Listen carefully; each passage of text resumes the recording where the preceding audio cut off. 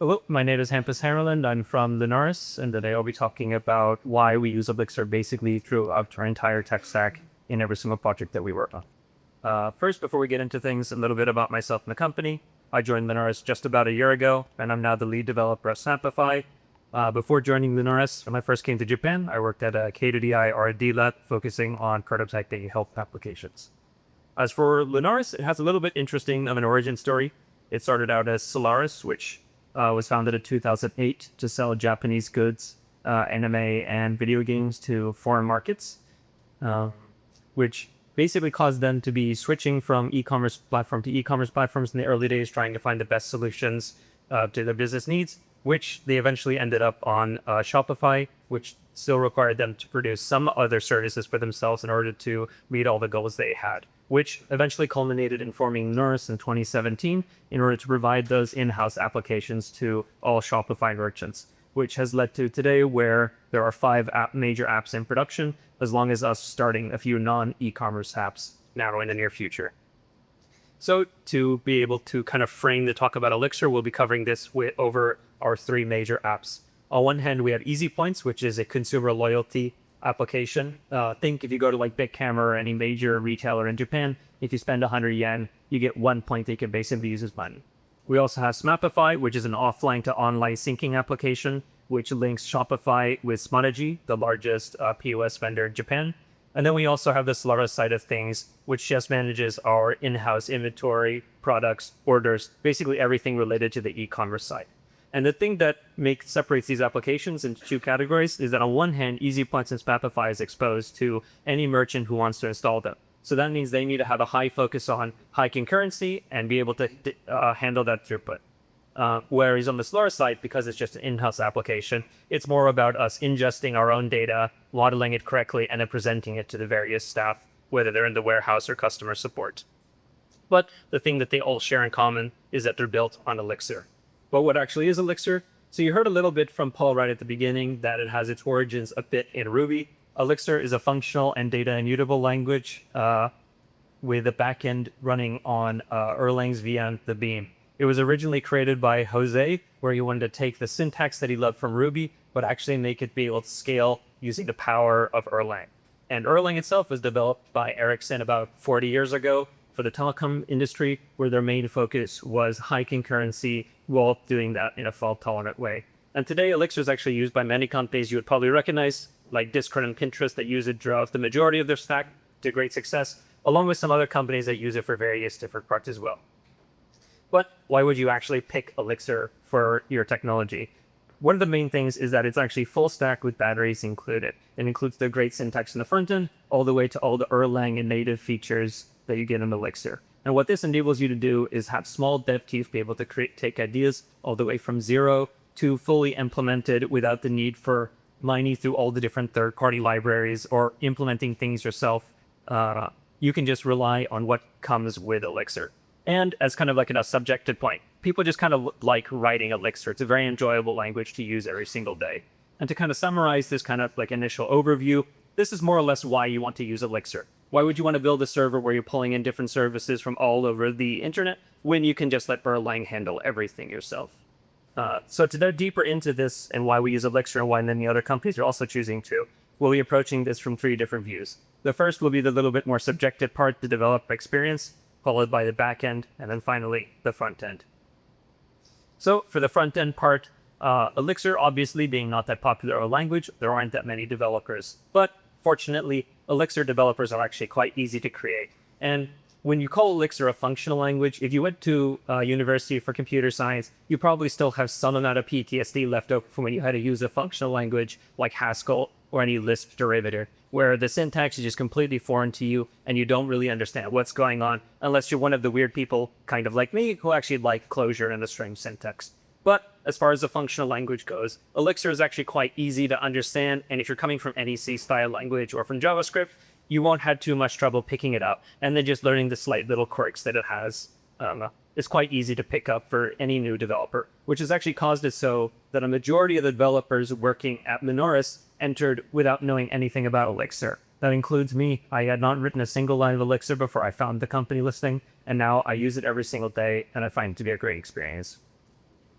But for actually using the language, there are many different things that actually make it easy to use. One of them is that docs are first-class citizens, which makes it so if you're exploring all the different Elixir built-in modules or the different third-party functions, all of it is in a cohesive ecosystem. So there is no need to jump between different vendor platform to vendor platform with different ways of presenting the documentation. Everything is seamless, well documented, and generally has examples for every single function, which then lets you, if you still don't understand it, you can jump directly into the code and figure out how it works under the hood. And being a relatively new language, also because the community is smaller, there generally tends to be one go-to package for every single large problem. So this is compared to the reputation that JavaScript has, where there's a new framework every single week or a million different solutions to everything. And you can have, if you're not very invested in the ecosystem, you can have some amount of decision paralysis to figure out what actually is the best thing to use. And with it being a relatively small amount of choices, you'd have a one go-to one. The stability of these packages is quite high. You don't have to worry about, oh, am I picking something that's going to get deprecated in a few months or something with a high degree of stability? People generally go all board in on these different solutions. But for actually writing Elixir is quite easy. The language has a few different things about it that actually force you and encourage you to write code better. One of those is the data immutability. So when you're trying to solve a problem, instead of being able to solve it however you can think of, with may or may not be not maintainable, because Elixir is data immutable, it just forces you to write your data and in such a way that encourages you not to make mistakes. So you can think of this kind of features that other languages have, like strict type safety or null safety. It basically just eliminates certain kinds of mistakes that you can make. And then coming from the Ruby world, having very nice syntax, Elixir also comes with incredible expressiveness through powerful pattern matching abilities. And you can see from the examples here on the left, we've probably all been there where we've had some complicated nested data structure that we have to access, and it just turns into spaghetti if and else statements, us double checking that everything actually is where we think it is. But on the other hand, in Elixir, all we have to do is treat it just the way we intuitively think about it. We just describe the pattern we want, and if it matches that pattern, you can go right ahead. So that makes it so instead of needing to translate the way you think about it, where the square block goes in the square hole, you just have to express that directly in the code. There is no chance to make mistakes when maybe you have half an object and you don't have the other, and now your backend function is crashing because of some unexpected return from an API. So moving on to the backend section. Coming from the Erlang world, there's kind of an interesting philosophy that Erlang was developed on, and that is just let us crash. And when you're talking about the backend, this is probably a little bit strange of a sentiment or philosophy built around. Obviously, we don't want our servers crashing all the time, but basically what this is trying to encapsulate is that anything could happen in a server when you're doing enough operations every single day. And it shouldn't be up to the developer to handle every single strange web case, from HTTP connections randomly closing or the hard drive in a server just actually exploding. You should have to care about the cases that matter to you, handle the same failure cases, and then move on. And the way that Erlang accomplishes this is through building up its entire backend process in the after model. And the way this works is that each process acts independently from all the other one with isolated memory, and they just send messages to each other. So this makes it so any individual process can die without affecting any of the other ones. They can just chuggle right along, and then with the powerful process management that Erlang has, it can just revive whatever it needs to pick up where it left off. And this has resulted in some pretty powerful performance, so hopefully you can see this graph, but the important thing is the two different orange arrows, where we're comparing a few different popular languages with Elixir, that being Java, Go, and Node. And the thing that Elixir has that's very powerful because of this just let it crash mentality is that when it's in a resource-starved environment or is being slammed with more requests than it can handle, it actually shows fantastic stability, so it can handle the requests it can, dropping the ones it can. Unlike other languages that tend to, when they're overwhelmed, they'll either crash or have incredible spikes in latency. So this is an incredibly powerful thing of Elixir. You can imagine this since it comes from the telecom industry. If you have 1,000 people on a single phone line and you get 1,000 more suddenly, you don't want everyone's phone call suddenly crashing. You'll reject the ones you can't handle and handle the ones you can. And so we've actually seen this when we switched over from a price updater app that we originally had written in Ruby. And sorry, Paul, about this comparison. It was running on a $160 VPS box and still struggling during large request spikes. But When we moved it over to Elixir, now it's just running on a $5 DKS box and having no problems. Yes, it still gets a similar amount of requests as it did before, if not more, but it's just fine. It can just handle the traffic and pick up anything that it just crashed. So the nice thing about Elixir, with it being built on Erlang, is that the wins of Erlang carry over easily over to Elixir. You can just access all the native features in Elixir or in Erlang directly in Elixir. And the nice thing about that is it enables pretty powerful process management through the actor model. So some of the examples that we have for this that we use in Lunaris every day is leveraging the cache that's included, the ETS or Erlang term storage, which you can kind of think of as just like a key value map that you have access to anywhere in your application. There is no need to bring in something like Redis or to roll your own cache. You can just write any Elixir application and use this. So we use this throughout our entire project, all the way from caching important values, or when we're building our packages for handling various kinds of API, we just know that ETS is available to us. So all the processes can just mark, oh, I made a request, and then they can manage the drop-off. And so the rate limiting and these kind of things is just incredibly easy to manage because we never have to wonder, do we have actually access to all the things we need?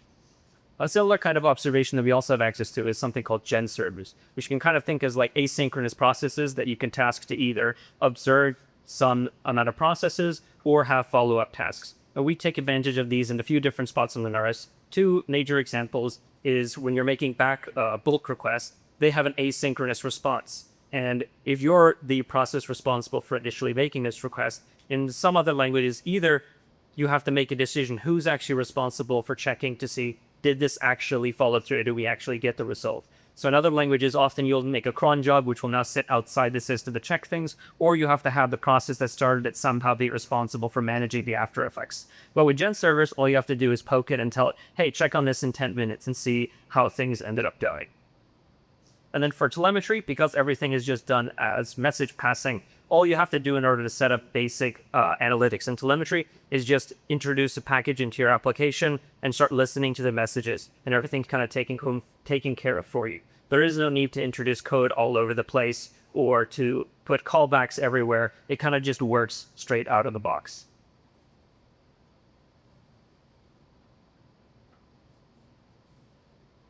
And the nice thing is that the Elixir community is actually quite good at following through on these wins from Erlangs, and the philosophy is then brought into Elixir as well. So most features that you'll be using in Elixir actually scale incredibly well out of the box, just like the Erlang features do, all the way from the kind of ERM known as Ecto in Elixir. It'll handle database pooling for you by default, or Tesla or Phoenix, which will handle the various kinds of HTTP requests and automatically handle pooling. So you don't have to worry as a developer when you're first creating the system about the box's max HTTP limit. It'll just handle it for you, and if it becomes too much, it'll gracefully close out the connections that it can't handle. And this also comes into play with the native packages that are available in Elixir, such as Oban. And the powerful thing about Oban is once you implement the basic structure of a worker, there's not really any need to think about the asynchronous context that you're in. You just have to write the code, and if you have any follow-up work that needs to happen, you don't have to think about who's managing it, how does this process have to connect to the other one. You just kind of insert the next job, and Oban takes care of it for you.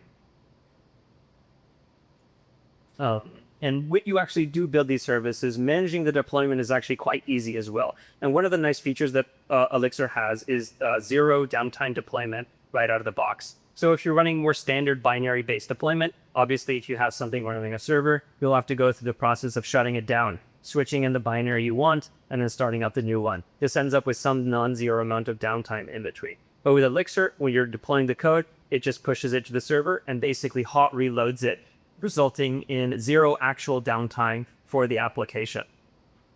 And the other best part of Elixir is that when you can directly remote in and interact with the production environment. There isn't any need to beforehand set up all the different admin routes, or if you need to debug something, directly interacting with untested scripts or directly interacting with the database. All you have to do with the correct security mindset in mind, allow yourself to call the code you already wrote. Because when you're remoting in to an Elixir instance, your process when you're sitting in the console is just like any other process that's sitting inside of Erlang. So this allows you easy ability to be able to debug anything going on in production. We even one of these situations just recently when we were onboarding a new merchant who had probably the most data we probably had seen in quite a while. So we were having timeout issues. And all we had to do, instead of creating a new build where we were setting the timeout to be higher, we just had to upload a single module causing a problem. It hot reloaded that component without affecting anything else. It continued going on just fine. So to move on from the backend portion of things, then we have the front end portion, which is really the cherry on top of the Elixir world, and that is LiveView. And in calling it a cherry on top, it kind of implies it's a bit of an afterthought for the stack known as Elixir, but it's actually incredibly powerful and incredibly versatile and something worth using. But the main benefit comes from the fact that you have such a powerful backend, and now you can integrate with an equally powerful front end. And some of the things that makes LiveView quite interesting is that it's completely server-side rendered and served through WebSockets, which allow it to be able to serve millions of connections without any problems. And with it being server-side rendered, you can eliminate many different kinds of problems that you run into when you're running things directly on the client. There is no need to worry about an intermediate state. All the data that you're rendering in the UI, you can assume to be correct and up to date at the time. And especially if you're a smaller team, there is no need to be able to create the backend API, the middle layer connecting the two, and then creating new models in the front end. Everything just works, all in sync code base. But that is to say, LiveView isn't for everyone. If you have an application that's very interaction driven or has static content such as a news website, LiveView is not going to be good for you. Obviously, if you have a news website, it'll just load the articles at the start. There's not really anything else that needs to be served later on.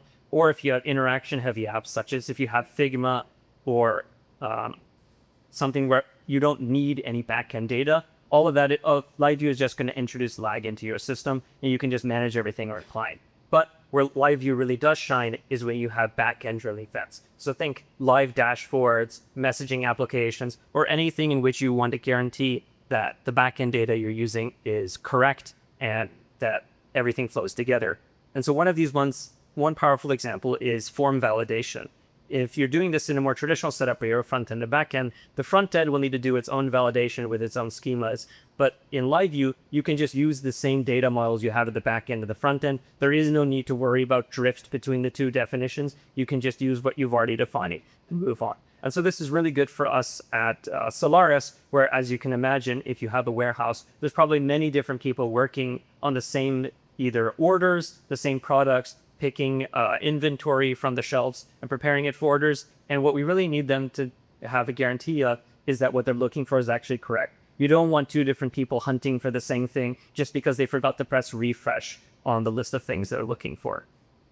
And the nice thing that you can set up, because it's all server-side rendered, is that all you have to do is with the WebSockets, you set up Postgres notifications, which go through Elixir directly into LiveView using the pub subsystem, where obviously you can accomplish this kind of it using other languages, but you either need to introduce a polling kind of system or introduce a whole new WebSocket infrastructure, whereas because everything's already running on WebSockets in LiveView, there isn't any need for any extra setup.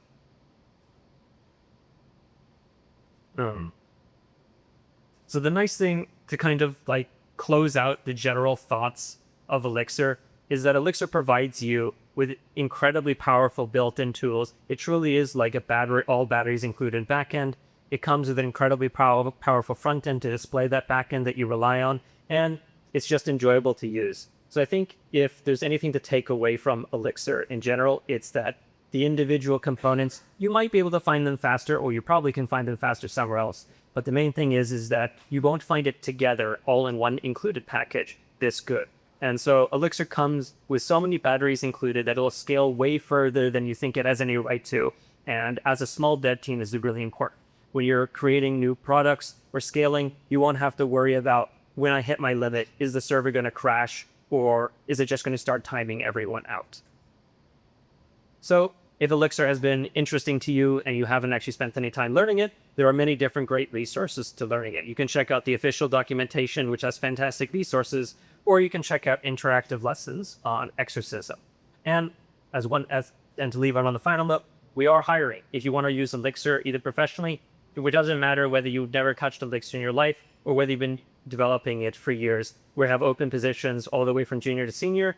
And as kind of a curveball, we're also looking for a full-time pixel artist. So if you or anyone you know can do that, please reach out.